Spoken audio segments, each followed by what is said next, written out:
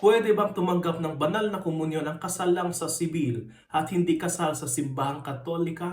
Marami po ang nagtatanong nito sa atin. Once and for all, ang sagot po ay hindi po pwedeng tumanggap ng banal na komunyon ang mga hindi kasal sa simbahang katolika at kasal lang sa sibil. Ito ay hindi diskriminasyon kundi pangangalaga ng simbahan sa bawat isa na hindi na lalong masira pa ang kaluluwa dahil sa pagtanggap ng katawan ni Kristo na wala sa state of grace. Alam natin na sacrilege ang pagtanggap ng banal na komunyon kung tayo ay nasa state of mortal sin. Ang kinikilalang valid na kasal lang ng simbahan ay kasal sa simbahang katolika. Ang kasal ay napakahalaga dahil ito ay isang sakramento, isang tanda ng biyaya ng Diyos kung saan ang banal na buhay ay ibinibigay sa atin. Ang sino mang hindi kasal sa simbahang katolika ay wala sa state of grace. At kung tayo ay wala sa state of grace, hindi muna tayo pwedeng tumanggap ng banal na komunyon. Sasabihin ng iba, pwede naman magkumpisal, Father.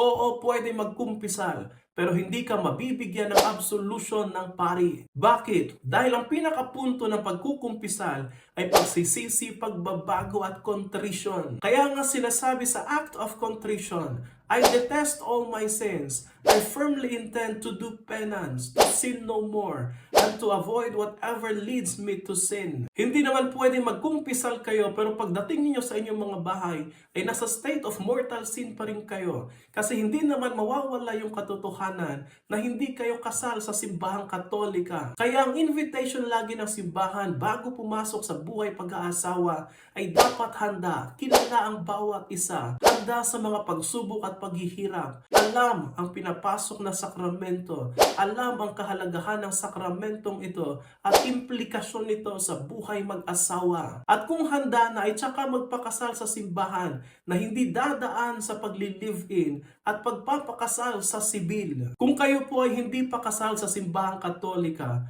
hindi ho ibig sabihin na hindi na ho kayo magsisimba. Magsimba po kayo dahil tayong lahat ay tinatawag ng Panginoon at ng ating pananampalataya na magsimba tuwing linggo. Pero wag ho muna kayong tumanggap ng banal na komunyon. Pwede pong dasalin ang dasal ng spiritual communion. Ipagdasal ho natin na yung mga asawang nagsasama, kasal sa sibil, ay sana may kasal balang araw sa simbahang katolika sa tulong ng awa at biyaya ng Panginoon.